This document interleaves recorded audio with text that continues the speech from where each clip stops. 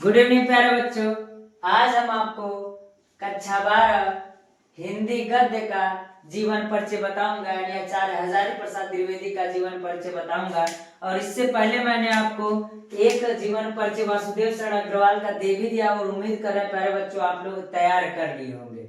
और हमने कहा कि इसमें कुछ ट्रिक है, जिसको अगर ट्रिक पता रहेगा तो उसको जीवन परिचय लिखने में कोई दिक्कत नहीं होगी। जैसे इसमें संक्षिप्त परिचय जो दिया हुआ है, तो इसमें सबसे पहले अगर कहे जो लेखक होगा या कवि होगा, अगर उनका नाम पता होगा और उनका जन्म पता होगा कि कब हुआ था उनका जन्म, अगर ये पता होगा, जन्म स्थान के बारे में पता होगा, पिता का नाम पता होगा, माता का नाम पता होगा और उनकी रचनाएं और मृत्यु पता होगा, तो आसानी से किसी भी कवि का या लेखक का जीवन परिचय हम क्या कर सकते हैं, लिख सकते हैं। और इससे पहले भी मैंने बता दिया था आपको, किसी का जीवन परिचय लिखने से पहले आप एक काम कीजिएगा, संक्षिप्त परिचय लिखा जाता है। संक्षिप्त परिचय जो होता है आपको बोर्ड पेपर में नंबर दिलाता है। नंबर कैसे दिलाता है तो हम बता दें आपको, जो एग्जामिनर काफी चेक करता है तो सबसे पहले ये आपका जीवन परिचय थ्योरी नहीं देखता है, वो देखता है संक्षिप्त परिचय। और संक्षिप्त परिचय में जो उसको चाहिए सब चीजें मिल जाता है,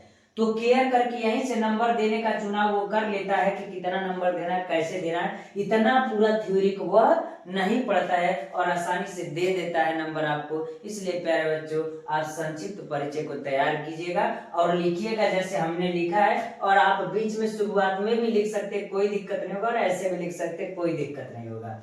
चलते हैं इनका जीवन परिचय देखते हैं। तो कह रहा है आचार्य हजारी प्रसाद द्विवेदी का जन्म सन 1907 ईस्वी में किसमें हुआ था, तो हम कहेंगे सन 1907 ईस्वी में हुआ था। और बलिया जिले के दूबे का छपरा नामक ग्राम में हुआ था। यानी इनका जन्म हम कहेंगे 1907 ईस्वी में हुआ था।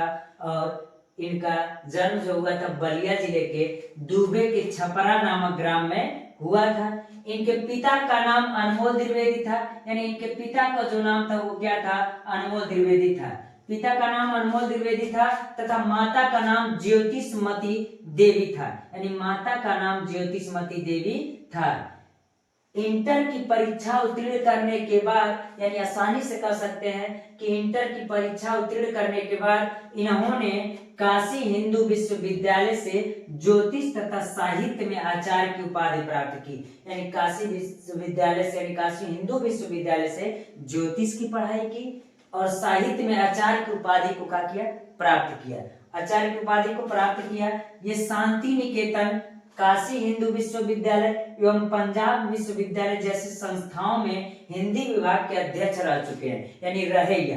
यानी किस किस विद्यालय में हम कह सकते हैं, शांति निकेतन, काशी हिंदू विश्वविद्यालय एवं पंजाब विश्वविद्यालय जैसे संस्थाओं में हिंदी विभाग के अध्यक्ष भी रहे हैं। और कह रहा भारत सरकार ने इनको पद्म भूषण की उपाधि से भी सम्मानित किया, यानी भारत सरकार ने इनको पद्म भूषण से भी क्या किया, सम्मानित किया था, यानी पद्म भूषण सम्मान से सम्मानित किया था। और सन 1979 ईस्वी में, किसमें, 1979 ईस्वी में इनका देहावसान हो गया था।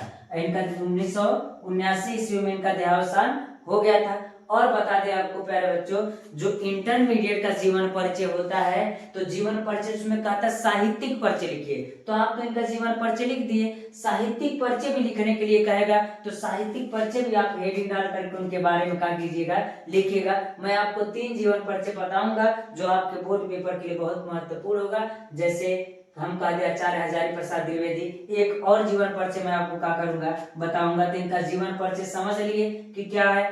अगला कारण साहित्यिक परिचय। साहित्यिक परिचय में क्या कहेंगे, तो आचार्य हजारी प्रसाद द्विवेदी साहित्य के एक प्रख्यात निबंधकार, आलोचक, संपादक, उपन्यासकार।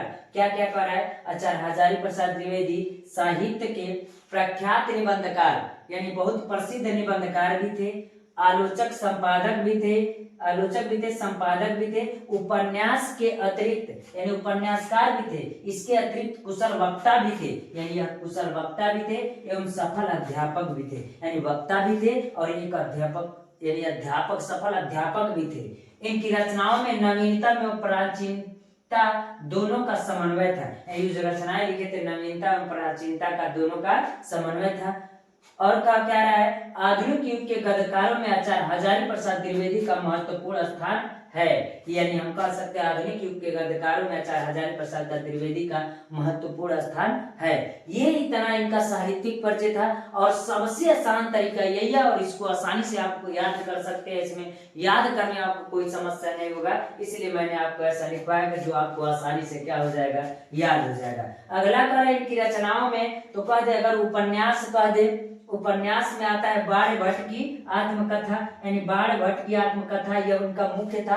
और मैं आपको बता दूं यह बहुविकल्पी जो क्वेश्चन आपने पूछता है ना, पहला और दूसरा नंबर का क्वेश्चन, उस क्वेश्चन के लिए महत्वपूर्ण है। बाण भट्ट की आत्मकथा, अनाम दास का पोथा और निबंध संग्रह भी उन्होंने दिया था। ये उपन्यासकार उन्होंने लिखा था। निबंध संग्रह क्या था, अशोक के फूल, यानी अशोक के फूल क्या है, निबंध संग्रह है। विचार प्रवाह, कल्पलता, आलोक पर्व, ये इनकी रचनाएं थी। तो रचनाएं भी कहेगा तो प्यारे बच्चों आप रचनाएं भी लिखिएगा। और इतना आचार्य हजारी प्रसाद जी का जीवन परिचय है और साहित्यिक परिचय भी है। और इस प्रकार जीवन परिचय आप लिख सकते हैं, इसमें कोई दिक्कत नहीं होगा और इससे आसान तरीका आपको नहीं मिलेगा कहीं। और मैं आपको बता दूं बोर्ड पेपर के लिए 100% क्लियर मानिए कि बोर्ड पेपर में आपसे क्या करेगा, पूछेगा। इसलिए प्यारे बच्चों इसको आप तैयार कर लीजिएगा। आज के लिए इतना रहने देते हैं। धन्यवाद प्यारे बच्चों।